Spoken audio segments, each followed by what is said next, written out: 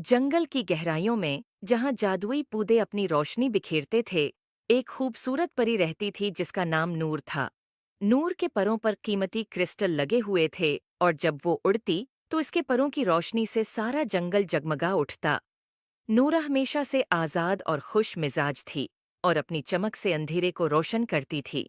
एक दिन जब वो जंगल में एक नायाब जादुई फूल तलाश करने गई तो नूर ने एक खूबसूरत नायाब फूल देखा जो बहुत चमकदार और दलक्ष था। जैसे ही उसने फूल की तरफ बढ़ने की कोशिश की, अचानक एक जोरदार आंधी चलने लगी। नूर के नाज़िक पर इस आंधी की शिद्दत को बर्दाश्त न कर पाए और एक जोरदार झटके से टूट गए। नूर नीचे गिरने लगी। इसके परों की रोशनी मुद्दम होने लगी और वो जंगल के गहरे हिस्से में आ गिरी। जब वो जमीन पर गिरी तो उसने अपने परों को टूटा हुआ और शदीद जख्मी पाया।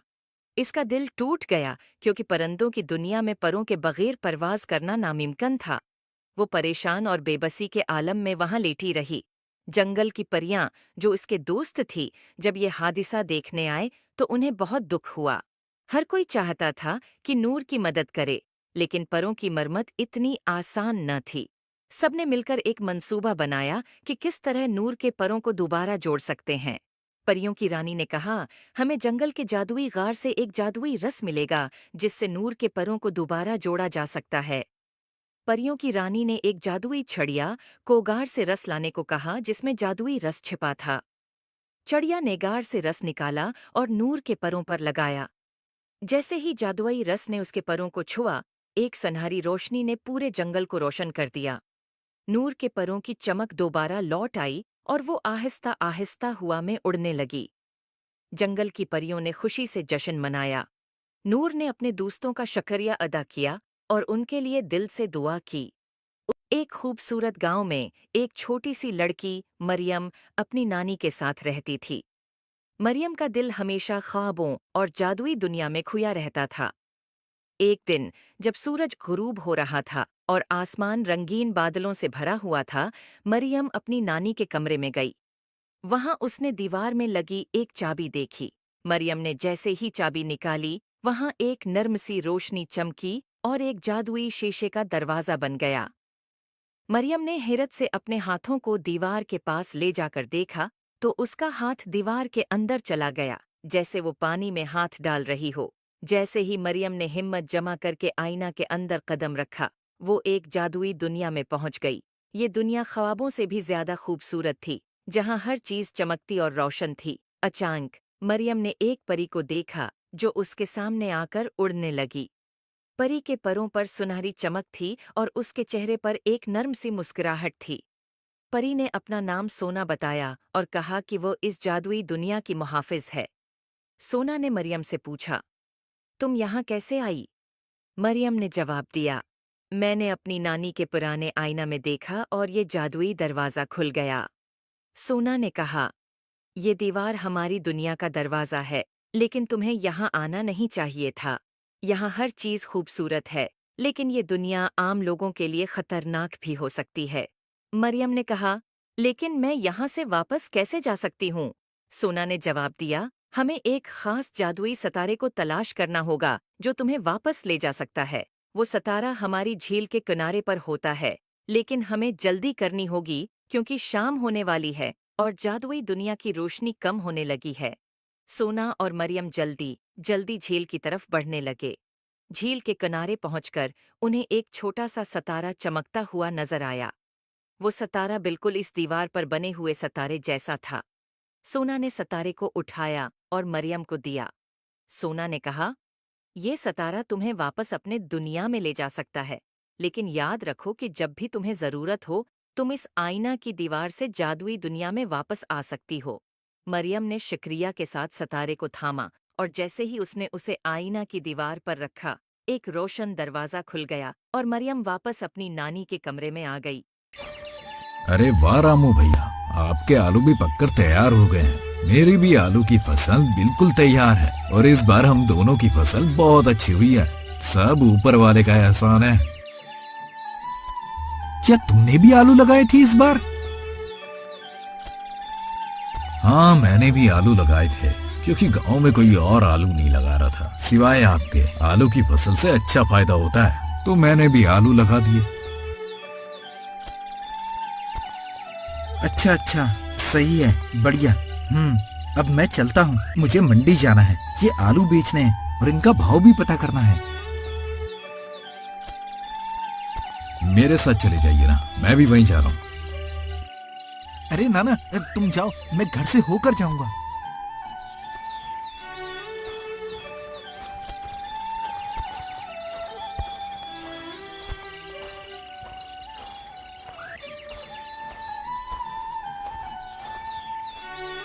अरे जी, आप आ गए। क्या हुआ आपकी फसल का? आपका ये उतरा हुआ चेहरा मुझे परेशान। एक दाफा का जिक्र है कई एक पारी जिसका नाम रपुंजल था। रपुंजल बहुत खूबसूरत थी और ओस कई पर मल्टी कलर से भरी हुई थी। रपुंजल में एक पावर थी जो कई जादूगर मुर्गात ओस से छीन लेना चाहता था। एक दिन रपुंजल जेबी बाग में टहल रही थी तो जादूगर परी को जबरदस्ती अपनी चिले में ले आया जो अब उसके साथ मंडला रहा था। रपुंजल भूत डर गई थी। खुश आमदीद, मुर्गात ने हिस करते हुए कहा। उसकी आवाज गूंज उठी।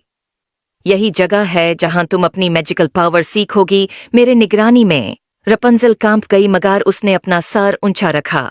रपुंजल ने जादूगर से कहा, मैं कभी तुम्हारी मदद नहीं करूंगी मुर्गात ने कहा, यह तो वक्त बताएगा। और उसका एक हाथ के इशारे से सारी दरवाजे खुल गए। जादूगर रपुंजल को जादू से भरे किले में ले गया।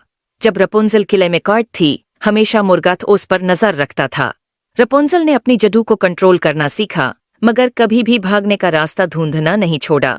एक दिन जब वो एक छुपे हुए रास्ता में थी, उसने एक पुरानी मोहरबान दरवाजा देखा जिसके ऊपर पुराने रूनेस चमक रहे थे। क्यूरियोसिटी से भरपूर रपुंजल ने एक जादू बोला और दरवाजा धीरे से खुला। अंदर उसने एक लंबा आदमी देखा जिसके नीली आंखें और लंबी सेफ्ड दाढ़ी थी जो दीवार से जादू के हटकारी से बंधा था। तुम कौन हो? रपुंजल ने डरते हुए पूछा। मैं रिचर्ड हूँ, आदमी ने जवाब दिया। मैं इस किले का मुहाफिज था मगर मुर्गात ने मुझे धोखा दिया और फिर मुझे यहाँ कैद कर दिया। तुम कौन हो परी? मेरा नाम रपुंजल है, उसने कहा। मुर्गात मुझे यहाँ लाया है, वो मेरे जादू को अपने मकसद के लिए इस्तेमाल करना चाहता है, रिचर्ड ने कहा। तो फिर हमें मिलकर इसे रोकने की कोशिश करनी होगी। तुम्हारा जादू बहुत ताकतवर है रपुंजल, मगर तुम्हें गॉडीनेस की जरूरत है। मैं तुम्हारी मदद कर सकता हूँ मगर तुम्हें पहले इन जंजीरों को तोड़ना होगा। मुर्गात रपुंजल को गौर से देख रहा था। यूज बढ़ती हुई पावर का एहसास हो रहा था। उसने देख लिया था कि रपुंजल ने रिचर्ड को ढूंढ लिया है मगर उसने उनके बनने वाले प्लान को न सुनना था। अपनी ही प्लान्स में कॉन्फिडेंट मुर्गात ने एक रिचुअल की तैयारी शुरू की जो रपुंजल के जादू को हमेशा के लिए उसके साथ बांध देगा। रपुंजल ने लाइब्रेरी में एक पुरानी स्पेल बुक ढूंढी और रिचर्ड की मदद से उसने रिचर्ड को मंत्र पढ़कर जंजीरों से आजाद कर दिया। जब जादू के हटकरी टूट गई, रिचर्ड आजाद हो गया, उसकी ताकत वापस आ गई थी और रिचर्ड ने कहा, अब हमें जल्दी करनी होगी। मुर्गात कुछ बुरा प्लान कर रहा है और हमें उससे रोकने की जरूरत है। रपुंजल और रिचर्ड ने मिलकर मुर्गात पर हमला किया। एक जोरदार चीख के साथ रपुंजल और रिचर्ड ने अपनी पावर को मिला दिया। मुर्गात ने अपनी पूरी ताकत लगाई मगर वो उनकी की पावर का मुकाबला नहीं कर सका। एक आखिरी वॉर में मुर्गात का स्पेक्ट्रल फॉर्म टुकड़े टुकड़े हो गया और किले को उसके अंधेरे असर से आज़ादी मिल गई। लुमिना फोर्टिस के दीवार और भी ज्यादा चमकने लगे। मुर्गात को हराकर रिचर्ड और रपुंजल ने वहां साथ रहने का फैसला किया, अपने जादू और किले के अजीबोगरीब चीजों के बारे में और ज्यादा सीखने के लिए।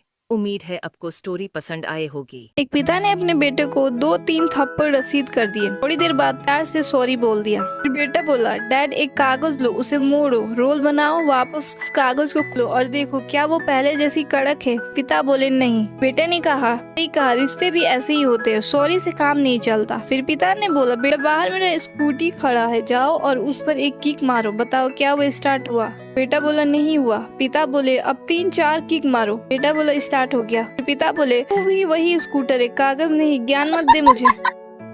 एक लड़का और एक लड़की एक साथ खेल रहे थे। लड़के के पास मार्बल्स का संग्रह था और लड़की के पास कुछ मिठाइयाँ थी।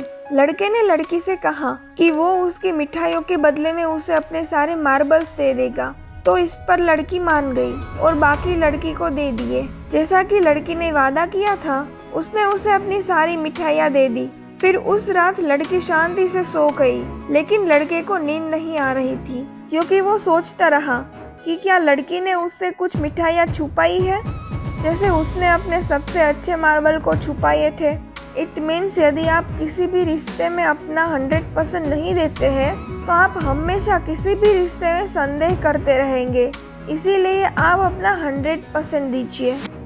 एक बार एक शांत गांव में लिली नाम की एक छोटी लड़की रहती थी। वह अपनी ईमानदारी के लिए जानी जाती थी। एक दिन जंगल में खेलते समय उसे पैसों से भरा बटुआ मिला। उसने इसे अपने पास रखने के बजाय इसके मालिक को लौटाने का फैसला किया। लिली को पता चला कि बटुआ एक बुजुर्ग व्यक्ति का था जिसने इसे पाने की उम्मीद खो दी थी। लिली की ईमानदारी के लिए आभारी होकर उसने लिली को उदारता पूर्वक तोहफा दिया। गांव वालों ने उसकी ईमानदारी की प्रशंसा की और लिली को अपने कार्यों पर गर्व महसूस हुआ।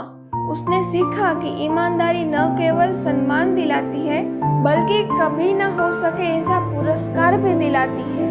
इसीलिए कहते हैं ना कि ईमानदारी एक ऐसा खजाना है जो सम्मान और आशीर्वाद दोनों लाता है। दो दोस्त रेगिस्तान से होकर गुजर रहे थे। बीच बीच में हंसी मजाक चल रहा था, पर अचानक मजाक तर्क वितर्क में बदल गया। गुस्से गुस्से में एक दोस्त ने दूसरे दोस्त को थप्पड़ मार दिया। जिसे थप्पड़ पड़ा वो चुपचाप पीछे चलने लगा। एक जगह दोनों थोड़ा विश्राम करने के लिए रुके। थप्पड़ खाया वह दोस्त चुप था, चुपचाप रेत पर लिख रहा था, आज मेरे सबसे अच्छे दोस्त ने मुझे थप्पड़ मारा। दूसरा दोस्त उसे देख रहा था लेकिन चुप रहा। रेगिस्तान खत्म होने को आया। एक नदी के मुहाने पर दोनों दोस्त नहा रहे कि थप्पड़ खाया वह दोस्त डूबने लगा। दूसरे दोस्त ने हाथ पकड़ उसे बाहर खींच। मौत के खौफ से निकला वह दोस्त थोड़ी देर बाद पत्थर लिख रहा था, आज मेरे सबसे अच्छे दोस्त ने मेरी जान बचाई। दूसरे दोस्त ने इसका कारण पूछा। जवाब मिला, जब हमें कोई ठेस पहुंचाता है तो उसे रेत पर लिख देना चाहिए जिससे क्षमा की हवा मिटा दे। जब कोई आपके प्रति अच्छाई करे तो उसे पत्थर पर खेर देना चाहिए जिससे चाहकर भी कोई ना मिटा सके। कहानी से सीख, आपके जीवन में जो बातें अहमियत रखती है सिर्फ उन्हीं बातों को हमें महत्व देना चाहिए। दो दोस्तों की कहानी। बहुत समय पहले की बात है। दो दोस्त थे, अर्जुन और रवि। दोनों गांव में रहते थे और बचपन से ही एक दूसरे के साथ बड़े हुए थे। उनकी दोस्ती पूरे गांव में मशहूर थी। एक दिन उन्होंने तय किया कि वे जंगल में घूमने जाएंगे। जंगल घना और रहस्यमय था, लेकिन दोनों को रोमांच पसंद था। चलते चलते वे जंगल के अंदर काफी दूर निकल गए। तभी अचानक एक बड़ा भालू उनकी ओर आता दिखाई दिया। अर्जुन को भालू देखकर बहुत डर लगा। वो तुरंत एक पेड़ पर चढ़ गया क्योंकि उसे पता था कि भालू पेड़ पर नहीं चढ़ सकता। रवि पेड़ पर चढ़ना नहीं जानता था, इसलिए उसने जमीन पर लेटकर अपनी सांस रोक ली और मरने का नाटक करने लगा। भालू रवि के पास आया, उसे सूंघा और कुछ देर तक उसके चारों ओर घूमा। फिर भालू वहाँ से चला गया क्योंकि उसे लगा कि रवि मर चुका है। भालू के जाने के बाद अर्जुन पेड़ से नीचे उतरा और रवि से मजाक में पूछा, भालू तुम्हारे कान में क्या कहकर गया? रवि ने गंभीरता से जवाब दिया। भालू ने कहा कि ऐसे दोस्तों से सावधान रहो जो मुसीबत में तुम्हें अकेला छोड़ देते हैं। ये सुनकर अर्जुन शर्मिंदा हो गया और उसने रवि से माफी मांगी। उस दिन से अर्जुन ने सीख ली कि सच्ची दोस्ती मुसीबत में साथ खड़े रहने में है। शिक्षा, सच्चा दोस्त वही है जो हर परिस्थिति में आपका साथ दे। दोस्तों, ये कहानी आपकी जिंदगी बदल देगी। एक छोटा सा गांव था जहां अली नाम का लड़का रहता था। अली को हमेशा जंगल में जाकर नई चीजें दरियाफ्त करने का शौक था, लेकिन गांव के लोग इसे खतरनाक कहते थे। एक दिन अली ने फैसला किया कि वो जंगल में जाएगा और सच्चाई को खुद जांच कर देखेगा। अली ने हिम्मत की, जंगल के गहराई में गया और रास्ते में उसने बिगड़े दरख्त, ऊंचे पहाड़ और एक तेज बहती नदी देखी। ये सब बहुत मुश्किल लग रहा था, लेकिन अली ने हार नहीं मानी। अचानक उसे एक खूबसूरत झील मिली जो छुपे हुए खजाने की तरह चमक रही थी। अली ने सीखा कि जिंदगी में कामयाबी उन्हीं को मिलती है जो खौफ पर काबू पाते हैं और हिम्मत से काम लेते हैं। वापसी पर अली ने गांव वालों को बताया कि खतरात का सामना करने से ही हम अपनी असल ताकत को पहचान सकते हैं। लोग हैरान हो गए और अली की हिम्मत की तारीफ की। हेलो जी, ये कहानी आपको समझाएगी कि पैसों से खुशी कैसे कमाते हैं। एक बड़े सेठ का मन हमेशा अशांत रहता था। इतना धन होने के बाद भी वो खुश नहीं था। एक दिन रास्ते में उसे एक किसान मिला। सेठ ने किसान से पूछा, मैं तुम्हें रोज देखता हूँ, तुम हमेशा खुश रहते हो, कितना कमा लेते हो तुम? किसान ने कहा, 4 आने, और खुश रहने के लिए मैं 1 आना कुएं में डाल देता हूँ, 1 से कर चुका देता हूँ, 1 उधार दे देता हूँ और 1 मिट्टी में गाड़ देता हूँ। सेठ को कुछ भी समझ में नहीं आया। उसने कहा, थोड़ा विस्तार में बताओ। किसान मुस्कुराया और कहा, 1 आना मैं कुएं में डाल देता हूँ, यानी परिवार का भरण पोषण करता हूँ। 1 से माँ बाप की सेवा करके कर्ज चुका देता हूँ। 1 उधार देता हूँ, यानी बच्चों की शिक्षा में लगाता हूँ, और आखिर 1 इन्वेस्ट करता हूँ। कहने का मतलब ये है कि खुशी इस बात पर निर्भर नहीं करती कि आप कितना कमाते हो, इस पर निर्भर करती है कि आप उन पैसों का उपयोग कैसे करते हो।